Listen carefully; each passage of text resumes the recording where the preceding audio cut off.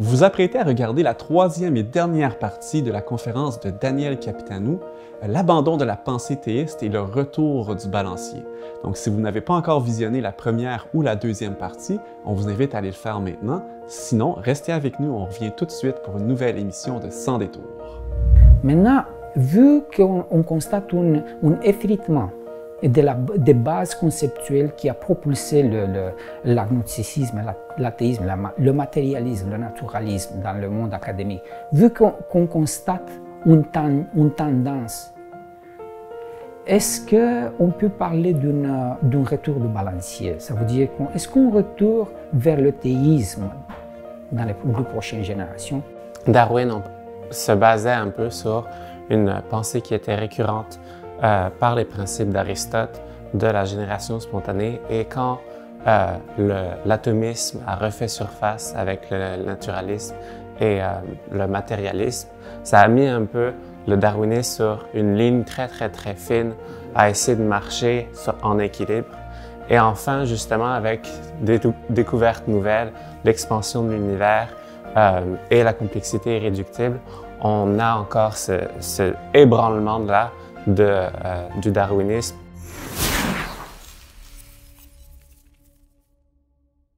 Alors, re-bienvenue messieurs sur le plateau de la chaîne Vers Jésus. Merci Daniel d'être avec nous. Non, je suis très content d'être ici. Encore une fois accompagné de Marc Vicuña. Bonjour Marc. Bonjour, merci. Tous les deux membres du ministère Harmonie, Science et Foi, en plus de toutes vos autres et multiples occupations. Les détails sont dans la description pour quiconque serait intéressé d'en apprendre plus à ce sujet. Et je suis accompagné aujourd'hui encore par Sébastien Roy-Lavallée. Salut Sébastien. Salut, merci de l'invitation. Ça fait super plaisir. Puis on est privilégié. On est rendu à la troisième partie de ta conférence qu'on a encore une fois semi-privée, comme je le mentionne à l'occasion, parce que nous, on est ici pour réagir. Et on joue un peu peut-être le rôle des personnes à la maison qui, parfois, écoutent une conférence et auraient peut-être une question à dire « Ah, peut-être ce concept-là, est-ce que tu peux répéter, ainsi de suite. » On a un peu ce rôle-là, donc en espérant qu'on fait bien notre rôle à la maison puis que vous pouvez apprécier ça également.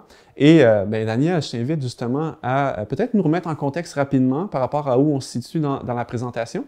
Et puis, je te laisse commencer la dernière partie. Merci beaucoup. Donc, dans les premières deux parties, on a vu le rôle magistral que les thèses d'Aristote ont eu dans le monde académique à travers le temps. Alors, on a vu le rôle de l'Église dans le processus scientifique, de la découverte scientifique, le rôle des fois pas toujours honorable. Mais quand même un rôle qui a préservé la science, la meilleure science dont elle avait à sa disposition, les gaffes qu'elle a faites en faisant de dogmes des meilleures théories scientifiques. Puis nous espérons qu'ils vont finir finalement par apprendre que les théories scientifiques sont des passages. Alors, qu'on ne se met pas trop là-dedans. Attention à la théorie du Big Bang, peut-être.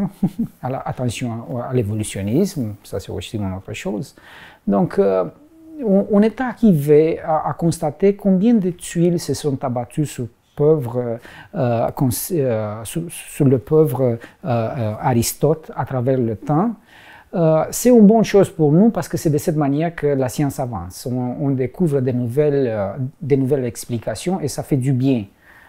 Ça fait du mal si on s'accroche trop, si on devient trop dogmatique avec ce qu'on croyait avant.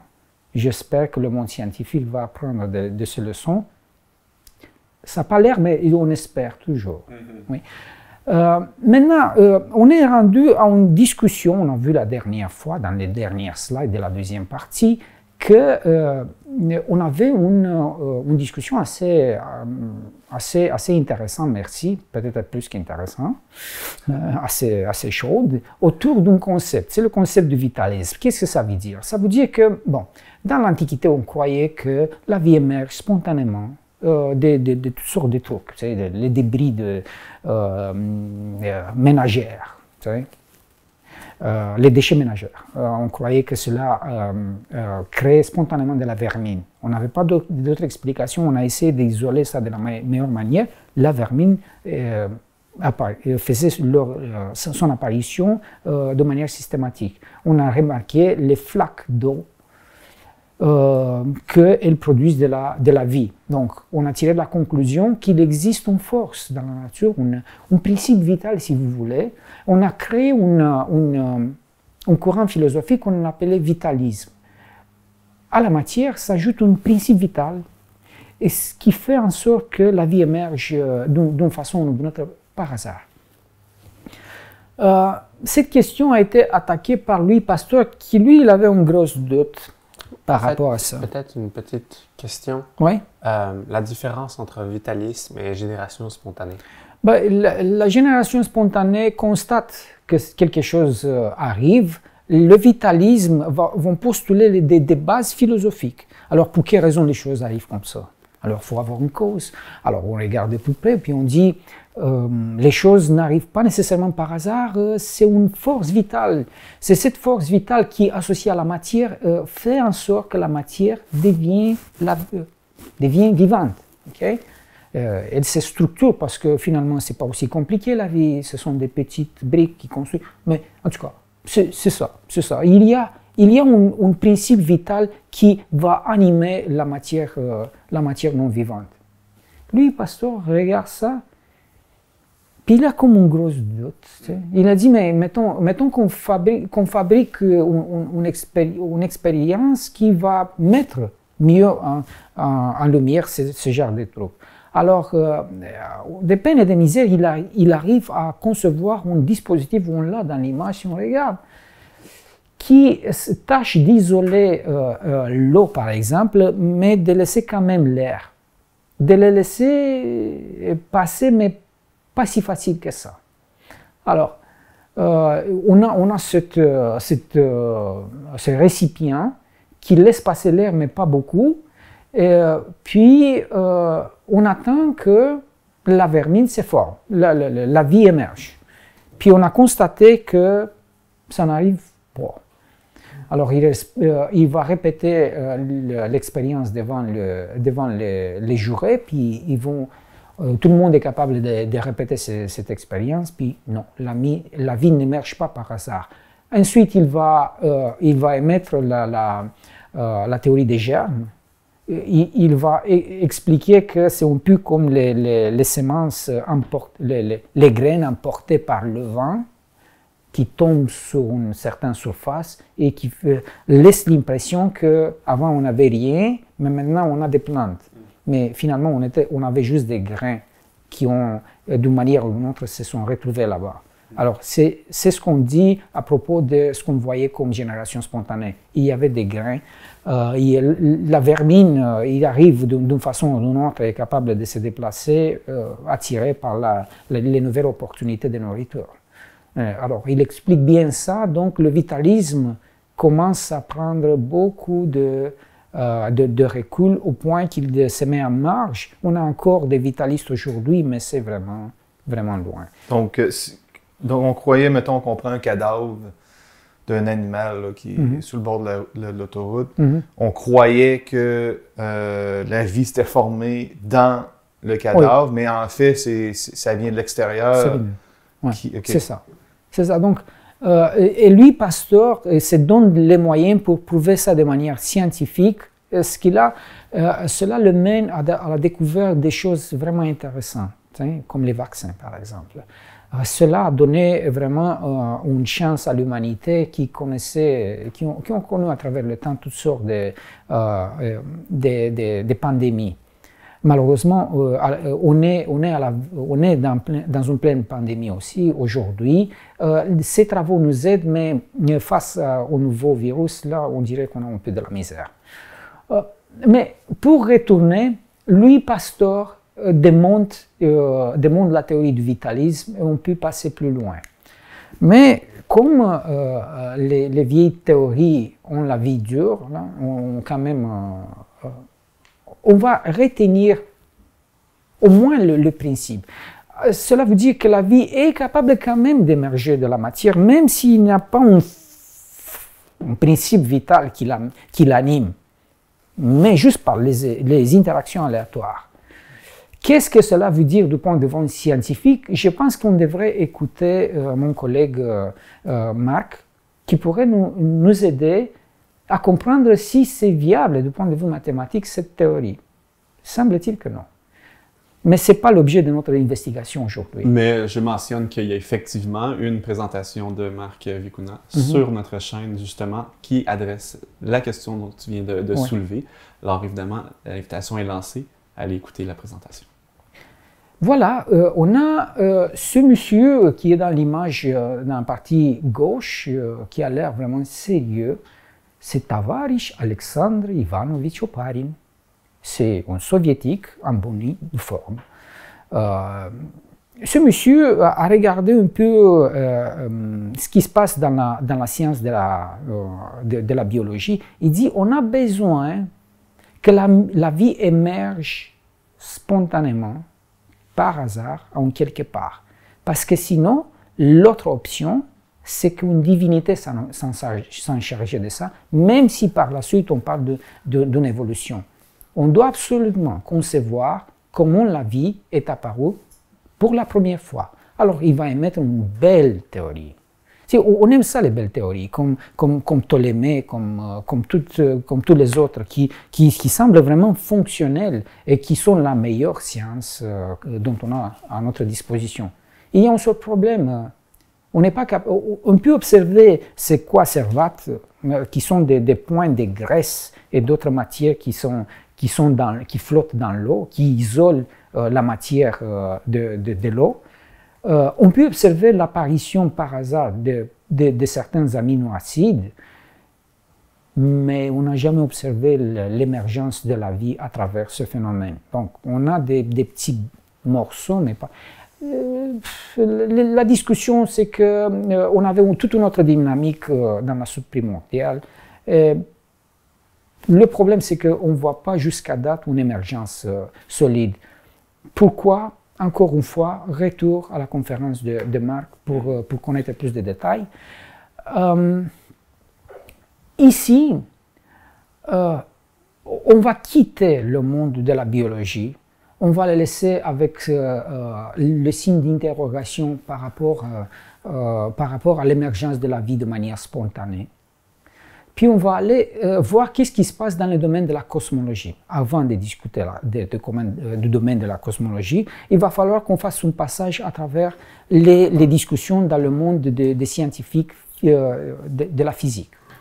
Puis on ne peut pas, c'est un incontournable quand on parle de la physique, de ne pas faire l'éloge de l'apport d'Isaac Newton et des autres avant lui, qui nous ont donné des bonnes bases. Sauf que ces bonnes bases-là nous ont aidés jusqu'au moment où ça ne nous aidait plus.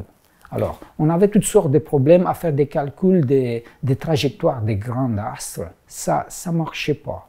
On a toujours amélioré nos systèmes d'investigation. Ça fonctionnait plus ou moins, mais plutôt moins. Alors, en 2005, un certain fonctionnaire du gouvernement de Suisse... Je m'excuse, 1905. Ça se passe en Suisse. Un fonctionnaire qui était au brevet d'invention au nom d'Albert Einstein, mais bon, on voit, c'est un juif, mais bon. Il va publier une série des articles qui vont mettre la puce à l'oreille à beaucoup de personnes. Il y en a qui commencent à discuter. C'est un drôle de nom, c'est la théorie de la relativité. Bon, c'est la théorie de la relativité restreinte pour le moment-là, hein, pour ce moment-là. Mais c'était vraiment simple, puis vraiment intéressant. Puis c'était facile à retenir la formule E égale... tu mets... oui, NC carré. Hein. Alors, c'était vraiment intéressant. Alors, il y avait des conséquences à ça. En 2016, il publie la forme finale de sa théorie. 1916. Je m'excuse, 1916. Il publie la forme finale de sa théorie de la relativité générale. Il y a des observations astronomiques faites quelques années plus tard, en 1919, qui vont confirmer la théorie. Puis d'ici jusqu'en 1922, je m'excuse encore une fois, je suis un peu décalé, mais je m'en viens. En 1922, il recevra le prix Nobel pour des mérites exceptionnels dans la physique. Ces travaux vont carrément révolutionner la science et surtout l'astronomie. Pas seulement une branche de l'astronomie, mais la cosmologie dans tout son ensemble. Maintenant, les grandes idées ont des grandes conséquences. Hein. Un monsieur, aussitôt que Einstein va publier pour la première fois sa théorie en 1916, une année plus tard, un monsieur hollandais, Steer, il va faire une remarque en disant si cette théorie est vraie, alors notre univers est en expansion parce que les calculs nous mènent à ça. Quelqu'un qui est un géant de la science, a son nom Alexandre Friedman, donc c'est un russe, vous avez bien deviné, Alexandrovitch Friedman. Lui, il va en 1922 et par la suite en 1924, il va dire, preuve à l'appui, calcul à l'appui, que notre univers est définitivement en expansion. La querelle pogne parce que Albert Einstein, le papa de la théorie de la relativité, le récipiendaire du prix Nobel, n'est pas d'accord. Alors, pour ça, Albert Einstein va introduire dans ses équations la soi-disant constante cosmologique pour freiner l'expansion de l'univers. Est-ce qu'il a réussi? On va voir. Je ne sais pas si on réussit à freiner l'expansion, mais il a tout de même essayé. Un peu plus tard, une certaine figure de l'Église, un scientifique dévoué, un homme penché sur la science, mordu de l'astronomie, au nom de Georges Lemaître, un Belge, il va constater à son tour l'expansion de l'univers. Cela met le pouce à l'oreille à un certain Edwin Hubble, qui donnera plus tard le nom à notre célèbre télescope satellite, qui fait un bon job et qu'on s'attend qu'il soit remplacé bientôt par un instrument beaucoup plus puissant. Alors, il va utiliser, je parle de Hubble, il va utiliser un effet qu'on connaissait un peu d'un siècle auparavant, qui a été découvert par un certain Christian Doppler dans la vieille Europe, en Autriche. Doppler, il a dit, bon, écoutez, si les objets cosmiques s'approchent de nous, si on fait la spectrographie lumineuse de ces objets, on voit que le spectre, on voit ici une petite ligne, okay, qui représente l'objet cosmique. On voit que si lui, il s'éloigne, le déplacement de la ligne qui représente l'objet se déplace vers le rouge. C'est ça, on appelle ça le déplacement vers le rouge, l'éloignement des objets célestes par rapport à la Terre. Si l'objet approche, il va se déplacer sur le spectrographe, il va se déplacer vers le bleu. Ce qu'on constate, c'est que la grande majorité des objets célestes se déplacent vers le rouge. D'où, force de constater, l'univers est plutôt en expansion. Alors, voilà, monsieur Einstein. On peut penser à juste simplification de l'effet Doppler. On connaît dans la culture populaire, quand il y a une voiture qui passe à côté de nous, le son change. C'est justement cette vibration-là du son qui est modifiée et qui a une autre sonorité, un autre ton. Et en gros, cette interprétation-là interprète la lumière comme une onde aussi, puisque nous savons que comme c'est le une son, onde. oui. Et donc, de cette logique, on peut interpréter ce genre de même conclusion. Oui, bon, donc ce sont les pompiers qui s'éloignent de nous, de moins en moins on l'entend. Et c'est exactement ce qui se passe avec l'éloignement des objets célestes par rapport à la Terre. Donc, si on veut, si nous voulons, on pourrait imaginer ce qui s'est passé à travers le temps si on fait le cône à rebours. On prend notre univers aujourd'hui. Si les choses maintenant sont en expansion, c'est que anciennement, on avait un univers plus petit. Puis encore plus anciennement, il était petit davantage, vous voyez, jusqu'au moment où il devrait avoir un début absolu. Oui. Tout est bon. Scientifiquement, ça s'y tient. Sauf que on a des conclusions philosophiques qui émergent de tout ça. Oui, parce que ça a des répercussions, cette oui, les nouveauté. Oui, les grandes idées ont des grandes conséquences. Et cette conséquence a été très bien illustrée par un récipiendaire du prix Nobel, au nom de Arno Penzias. Il dit ceci: l'astronomie nous conduit à un événement unique, un univers qui a été créé à partir de rien et délicatement équilibré pour fournir exactement les conditions nécessaires à la vie. En absence d'un accident absurdement improbable, les observations de la science moderne semblent suggérer un plan sous-jacent, pourrait-on dire surnaturel. Donc c'est ça les conséquences philosophiques et probablement théologiques.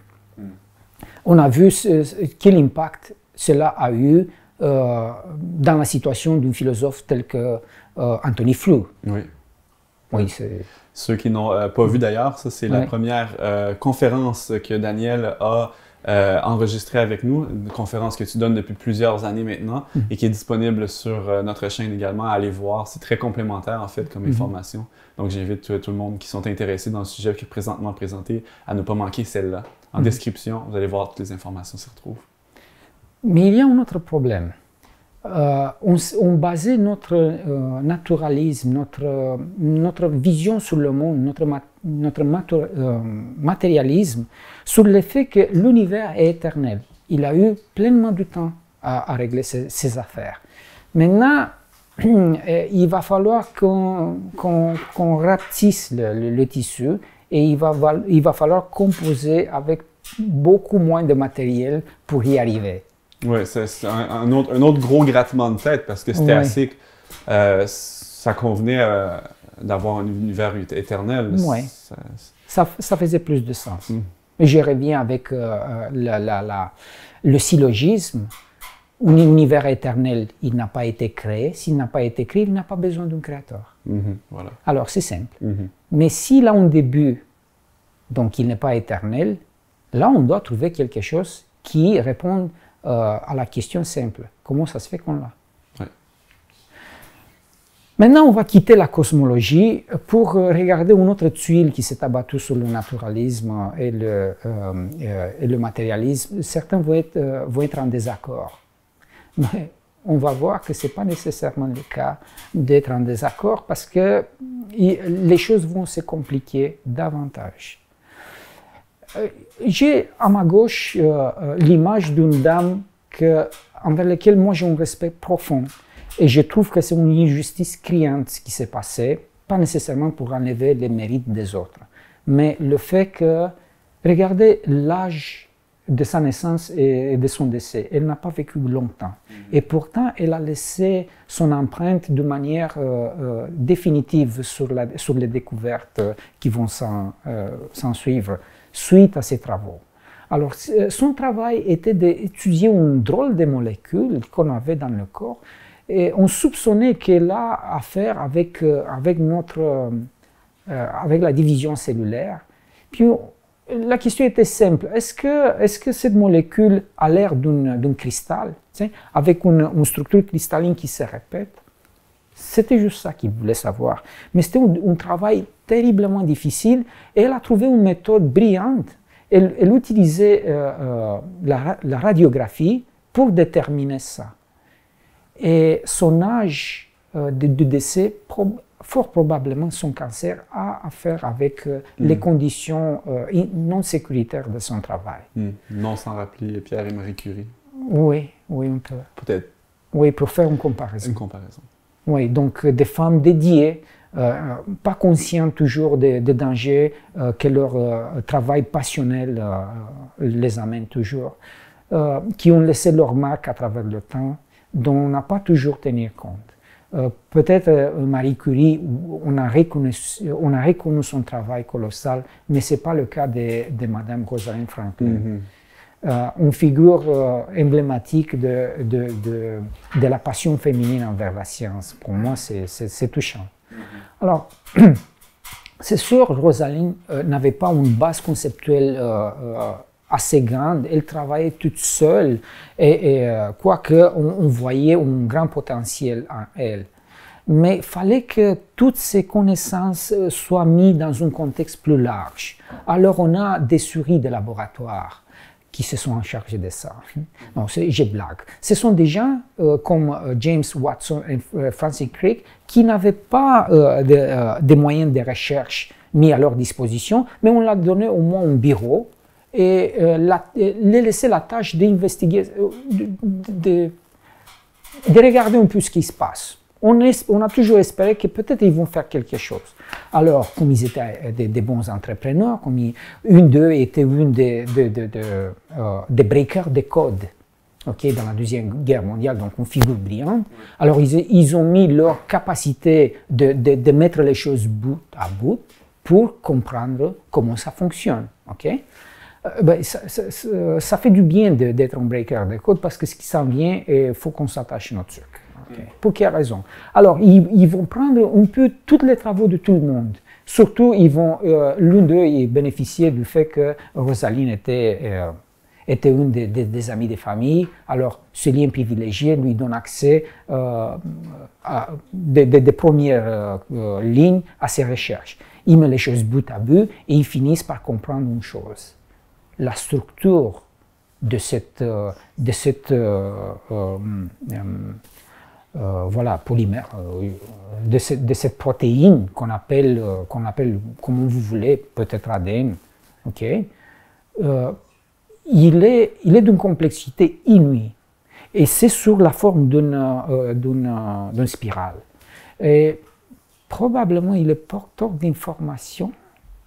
Alors, en 1957, il émet l'hypothèse de la séquence dans la biologie moléculaire. Plus tard, il va être nommé la dogme. Okay? Mais initialement, c'est ça le nom. Où il dit que le transfert d'informations d'un acide nucléique à un autre acide nucléique, donc d'un acide nucléique à un acide nucléique ou d'un acide nucléique à une protéine, est possible. Ce qui n'est pas possible, c'est le transfert de l'information d'une protéine à une autre protéine ou d'une protéine à un acide nucléique. Ça, c'est impossible. L'information signifie ici, qu'est-ce que ça veut dire information? Ici, la détermination précise de la séquence d'assemblage d'aminoacides. Donc, cette information vient toujours des acides nucléiques. Ça vient de là. Donc, on a une source d'information et on a une machine qui va prendre l'information et va faire l'assemblage selon la séquence qui est dans ce grand disque d'or qui est la molécule ADN. Ce qui est assez incroyable quand même quand on y pense. Oui, mais là, on voit pour la première fois quelque chose d'inouï. Parce que jusqu'à date, on n'avait pas de moyens d'investiguer comment le monde informatique puisse marcher. Mais maintenant, en 1957, on a les premiers débuts de l'informatique, si je ne me trompe pas, Marc, qui... Ça a commencé un peu avant ça, avec la guerre. Avant la guerre. D'ailleurs, ces machines de calcul vont aider les Alliés à casser le code de la fameuse machine Enigma, qui faisait l'encodage formidable des messages des nazis. Alors, ayant une puissance de calcul supérieure, ils réussissaient en temps assez court à casser le code, puis de manière systématique. Alors, étant donné que lui, il était une de ces génies qui ont participé à casser le code, cela l'a aidé énormément. Mais à date, on n'avait pas de notion de ce que ça veut dire un logiciel, comment ça fonctionne. Maintenant, on a la technologie informatique et on la découvre dans quelque chose qui est aussi vieil que le monde. Maintenant, on a un problème terrible qui s'installe, mais je ne veux pas anticiper. Ce qu'on a ici, c'est que l'information signifie ici la détermination précise de la séquence, que ce soit les bases des acides nucléiques ou des résidus d'acides aminés de la protéine. Donc lui, il ne sait pas encore. Donc la balle a été lancée et la question devient de plus en plus brûlante. Est-ce que le mystère de la vie réside dans cette base de données où l'information est inscrite, ça veut dire dans la molécule d'ADN? Est-ce que c'est ça le secret, bien caché, de la vie? La question commence à avoir des échos et le monde se met à la trace de ce truc. Ça veut dire qu'est-ce que c'est et comment ça fonctionne. Le code génétique est basé sur des triplettes. Ce sont des triplettes de base qui ne se chevauchent pas et on les appelle des codons. Bon. Vous avez ici l'image, je ne rentre pas dans des détails qui dépassent mon domaine. Okay? Ce sont les généticiens et il y a, je pense, énormément de matériel sur des différentes plateformes qui pourraient aider les gens à comprendre comment ça fonctionne les codons.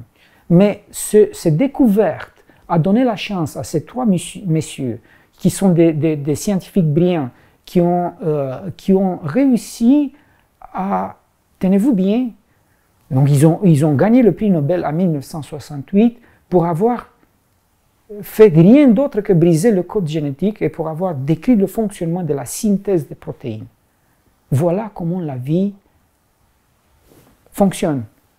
Donc c'est ce qui est une réalisation monumentale pour la science de la biologie. Donc c'est un moment charnière. À partir d'ici, tout change. Mais on a un dilemme de type sémiotique. Je m'explique. La sémiotique s'occupe de la signification des choses. Donc on a des signes, puis la sémiotique dit ce que ça veut dire. Pourquoi? Parce que on se pose la question s'il est possible que le langage informatique qui caractérise le code ADN soit apparu par hasard. Pourquoi? Parce que ce n'est pas une question de suite des choses, c'est que ce que cela signifie dans tout le contexte de l'assemblage de la cellule. Comment ça se fait qu'un logiciel existe et va émerger en tandem avec son ordinateur, de manière à hasard. Ça complique énormément les choses parce qu'on a déjà de la misère à dire comment les protéines se forment à hasard, mais maintenant les choses se compliquent parce qu'on doit justifier à la fois un langage et sa signification, son interprétation, sa mise en œuvre pour donner cours à tout un processus manufacturier qui se passe non seulement dans une échelle nanoscopique, mais on parle de technologie des points. Bon, est-il possible que l'information contenue dans le code ADN soit apparue par hasard? Donc, le langage et l'information sont-ils apparus? Est-il possible qu'ils soient apparus par hasard? Et si on se tourne vers des informaticiens comme Marc, on se pose la question s'il est possible que cela émerge par hasard. Je pense que ce n'est pas seulement les informaticiens, c'est surtout les mathématiciens ou les statisticiens qui vont vous dire ça. Donc oui, on considère que par des événements aléatoires, ce qui est un synonyme de par hasard, on ne peut pas obtenir ce genre de complexité. Je vous incite à suivre encore une fois la conférence de mon ami Marc. Vous allez avoir beaucoup d'informations précises et de bonne qualité. Bon, on passe plus loin, on a un autre dilemme de type l'œuf et la poule. Ça, c'est plus simple à dire. Pourquoi? Parce qu'on a une protéine, mais cette protéine forme l'ADN. L'ADN est une grande protéine.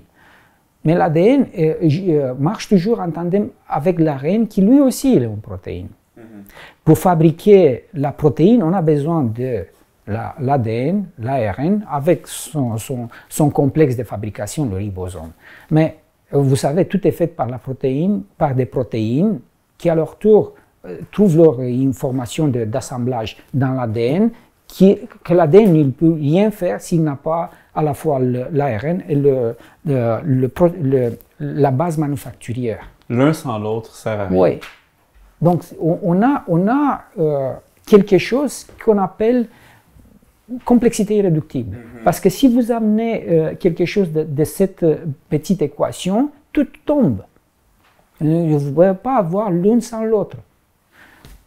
Quand on dit qu'on a une complexité irréductible, on veut dire que tout doit arriver, pouf, tout de suite, en même temps. Autrement, ça ne fonctionne pas. Donc, si jusqu'à date tout était simple, les concepts supportaient toutes les déclarations du matérialisme et du naturalisme. Maintenant, les choses sont devenues, donc on est rentré dans la cour des grands garçons. Le jeu n'est plus pareil. Donc, on a l'évolution naturelle qui s'est basée sur certains concepts qui se heurtent maintenant de l'origine de ce langage informatique et de l'origine de cette information qui est inscrite dans le code de la molécule ADN. Est-il possible que l'évolution engendre l'information avec son langage informatique, engendre tous ces dispositifs de manufacture merveilleuse qui est la cellule? Est-il possible que cela soit fait? Les statisticiens, les mathématiciens, comme dit Marc, ne nous donnent pas trop d'espoir. On a aussi le concept de la complexité irréductible. Les deux choses se heurtent de la théorie d'évolution. Donc, les bases conceptuelles de la théorie d'évolution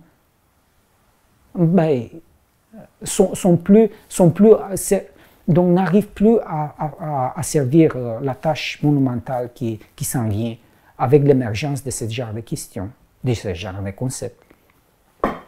Donc, on commence à mettre un grand point d'interrogation dans la théorie de Darwin, de plus en plus, parce qu'il ne suffit plus à la réalité que la nouvelle science, la science de dernière heure, les met. Le défi est trop grand. Ça, à son époque, Darwin, il ne pouvait pas le savoir. Non.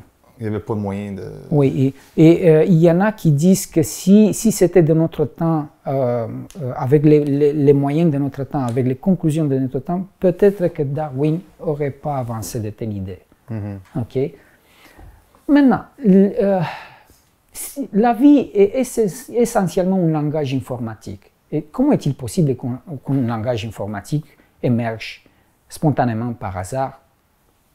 Comment les structures internes du monde vivant, révélées dans la nanotechnologie, qui relèvent de la nanotechnologie manufacturière, dans le milieu biomoléculaire aussi compliqué, sont capables de se former toutes seules? Parce qu'on parle des choses extrêmement compliquées. Donc, on a des scientifiques comme Jim Tour, qui est un chimiste de taille mondiale, qui est un des pères de la nanorobotique, qui dit « Vous n'avez aucune idée à quel point il est difficile de créer des petites choses qui font des tâches énormément simples, incomparablement plus simples que ce qu'on voit dans la cellule. Vous n'avez aucune idée qu'est-ce que cela engendre en termes de technologie. Et vous dites que cela arrive par hasard. Montrez-moi comment. Moi, je ne vois pas comment. » On fait des affirmations comme ça parce qu'on n'a aucune idée comment ça fonctionne. Mais aussitôt que vous allez avoir un semblant d'idée, vous commencez à comprendre un petit peu, vous allez vous rendre compte à quel point il est quasiment impossible juste de penser à ça et non pas de procéder à l'action vu notre niveau de technologie. D'autant moins quand on parle d'une soupe organique où tout est bric-à-brac, tout commence et finit tout le temps. Voilà. Les séries de réactions chimiques impliquées dans la construction de la matière vivante sont si complexes que juste penser à leur déroulement par le pur hasard devient un exercice de la pensée magique. Selon ce que un scientifique de la taille de Jim Tour dit. Donc selon ses dires, c'est ça. Maintenant, affirmer que notre univers, aussi merveilleusement structuré, est créé à partir des liens et que le monde du vivant a émergé spontanément et par hasard, ceci produira inévitablement un vacuum conceptuel sur la forme de Dieu. Ça veut dire qu'on n'a pas de bases conceptuelles et que cela crie fortement pour l'existence d'un Dieu. C'est ça un vacuum conceptuel sur la forme d'un Dieu. Avec ça, on devrait s'approcher un peu des conclusions. On a eu dans le monde académique plus de 2000 ans de théisme. on s'est dirigé vers plus que 200 ans d'agnosticisme et d'athéisme. Maintenant, vu qu'on constate un effritement des bases conceptuelles qui a propulsé l'agnosticisme, l'athéisme, le matérialisme, le naturalisme dans le monde académique, vu qu'on constate une tendance, est-ce qu'on peut parler d'un retour de balancier? Ça veut dire est-ce qu'on retourne vers le théisme dans les prochaines générations? Et ça reste à confirmer si la tendance se maintient. Mais jusqu'à date, déjà, les défis sont quasiment insurmontables. Et on a pitié pour ceux qui sont dédiés à la tâche de prouver que c'est quand même possible. Ça veut dire que la vie émerge par hasard et qu'un univers aussi merveilleusement structuré puisse arriver à partir de rien. Et avec ça, moi je vous souhaite de bien réfléchir pour les questions qu'on a soulevées. Et je me demande si j'étais à l'auteur de la tâche. J'imagine que peut-être cela va contribuer d'une manière ou d'une autre à une meilleure compréhension par rapport au niveau où on se retrouve. Au moment où on se retrouve, d'après moi, c'est un moment charnière en ce qui concerne la question du théisme. C'est loin de moi de croire que le théisme va venir avec des bonnes choses. Ce n'est pas toujours avec des bonnes choses. On parle toujours de dogmes, on parle toujours de la nature humaine qui s'enfarge sur des théories. Le théisme, comme l'athéisme, a eu les bons et les mauvais coups. Donc, mais ce qu'on voit, c'est ce qui se préconise. Donc, est-ce qu'il y a moyen de voir, de savoir s'il y a de plus en plus de scientifiques qui croient en Dieu? Oui, c'est une bonne question. Pourquoi? Mais nous, on mesure ça par rapport à leur déclaration. On ne sait pas, avant que les gens fassent de telles déclarations, si c'était le cas. Ce qu'on voit, c'est que des scientifiques ont de plus en plus de courage à dire on n'est plus d'accord avec la théorie de l'évolution, par exemple. Okay. On penche plutôt vers l'idée que tout est justifié par une création, une fabrication de l'univers, de la matière vivante. Moi, j'aimerais dire que non seulement je crois que la présentation est à la hauteur de ça, parce que, vous voyez, probablement que même c'est, je ne sais pas si on peut utiliser le terme avant-gardiste, mais c'est le genre d'information qui va devenir de plus en plus nécessaire à l'époque dans laquelle on est, parce que pour faire un pont avec la question que tu viens de soulever, Sébastien, moi, l'année dernière, je me souviens avoir vu une entrevue avec des philosophes scientifiques de haut niveau, dont plusieurs d'entre eux n'étaient pas chrétiens du tout, et qui, comme tu viens de le mentionner, étaient dissidents par rapport à ce que Darwin proposait, et puis ils avaient joint leur voix à une pétition mondiale qui a été lancée en ligne, qui s'appelle, je l'ai justement devant moi, descentfromdarwin.org. Donc, les gens à la maison qui sont intéressés, peut-être d'aller visiter ce site. C'est une communauté où c'est une pétition qui a été signée par beaucoup de scientifiques qui, peut-être pas comme tu l'as mentionné, disent qu'ils sont maintenant croyants, de la même façon même qu'Anthony Flew l'a dit, mais à tout le moins, ils sont scientifiques et ils reconnaissent qu'il y a un problème sérieux avec ce qu'on a cru jusqu'à maintenant par rapport à Darwin et ce qu'il a proposé. Okay. Donc, moi, je trouve que ce que tu nous présentes maintenant, moi, en tant que personne qui n'est pas scientifique, qui n'est pas quelqu'un qui a versé là-dedans, m'aide beaucoup à comprendre où on est par rapport à ça.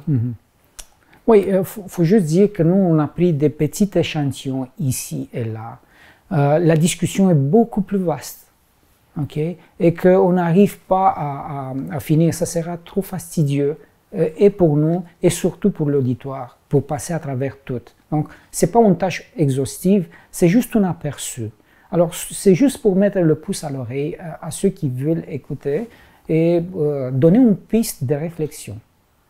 Et je te remercie d'abord, déjà en partant, avant d'oublier de clore et sans te remercier. Merci infiniment, Daniel, pour le temps que tu as passé à d'abord présenter ou à préparer ce matériel. Un grand merci. Et puis, ce que je retiens et puis vous me corrigez si je me trompe, parce que nous, on était un peu les élèves, là, on écoutait, puis on va voir si on a bien écouté. Ce que je retiens, c'est qu'avec les nouvelles découvertes qu'on a maintenant, on constate que la complexité est beaucoup plus grande qu'on pensait qu'elle l'était. Et qu'en augmentant la complexité, ça fait en sorte que les probabilités statistiques sont encore plus improbables, encore plus minces que ce qu'on pensait déjà être difficile. Et que le 14 milliards ou 13,9 milliards d'années qui est à notre disposition est bien insuffisant si on veut continuer de garder ou de pousser cet argument. Exact. Ouais. Alors, est-ce que je m'en tire bien? Oui, c'est quand même en grande ligne, c'est à peu près ce qui se passe. Oui. Moi, je pense même qu'on peut avoir un aperçu un peu plus global de cette conférence. De dire que Darwin se basait un peu sur une pensée qui était récurrente par les principes d'Aristote de la génération spontanée. Et quand l'atomisme a refait surface avec le naturalisme et le matérialisme, ça a mis un peu le darwinisme sur une ligne très, très, très fine à essayer de marcher en équilibre. Et enfin, justement, avec des découvertes nouvelles, l'expansion de l'univers et la complexité irréductible, on a encore ce ébranlement-là du darwinisme qui nous fait penser que peut-être, justement, ça va tomber et on va passer à autre chose.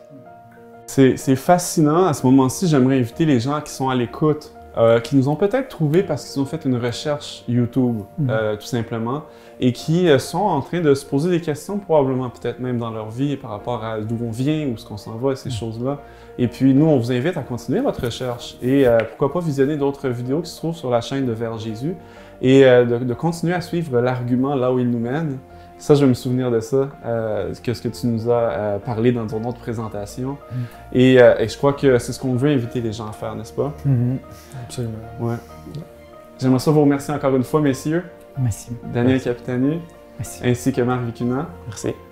Vous êtes membre du ministère Harmonie, Sciences et Foi. Et je te remercie encore, collègue Sébastien Roy-Lavallée, ici à Vers Jésus, habitué des émissions. Merci beaucoup. Très apprécié. Et quant à vous, à la maison ou peu importe où ce que vous vous trouvez, c'est un plaisir d'avoir partagé cette conférence avec vous. Et j'espère que vous nous retrouverez sur la chaîne pour davantage d'émissions. Donc, c'est une invitation à vous abonner si ce n'est pas encore fait. Encore merci. On se revoit une prochaine fois.